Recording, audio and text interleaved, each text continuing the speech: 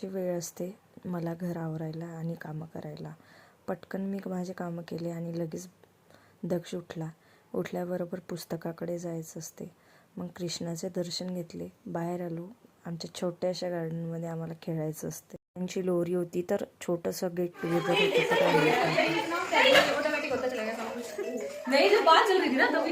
देखो इधर क्या कर रहे हो आप? मैं पकोड़े बना रही हूँ, पकोड़े। कीर्ति ज्यादा खाएगी सबसे और मेहनत इन्होंने की, तल ये रहे हैं. घरी आल्यावर जेवण केलं आणि आई जेवत आहे तर मला पण जेवायचं आहे.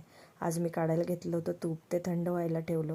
रात्रीच्या जेवणामध्ये टमाटरचा ठेचा केला होता आणि झुणका आणि भाकर केली होती. झुणक्यासाठी तेल घेतलं, त्याच्यात जिरं, मोहरी, हळद, बेसन टाकलं, त्याला छान भाजून घेतलं. त्यानंतर त्यामध्ये सांबार टाकून थोडंसं पाणी टाकून वाफेवर होऊ दिलं आणि भाकर केली. असा झाला आजचा आमचा झुणका, भाकर आणि टमाटरचा ठेस्याचा बेत. नंतर लोणी काढलं आणि स्वच्छ पाण्याने धुवून घेतलं. नंतर तूप काढायला घेतलं आणि असा गेला आमचा आजचा दिवस. बोले आज रखेंगे, फिर मम्मी बोली मैं क्या शाम को तो खुल ही जाएगा, फिर अगली बार रख लेना। फिर ये बोलिए कि अंधेर में नहीं रखते। आज बरस पड़ती, अभी आराम से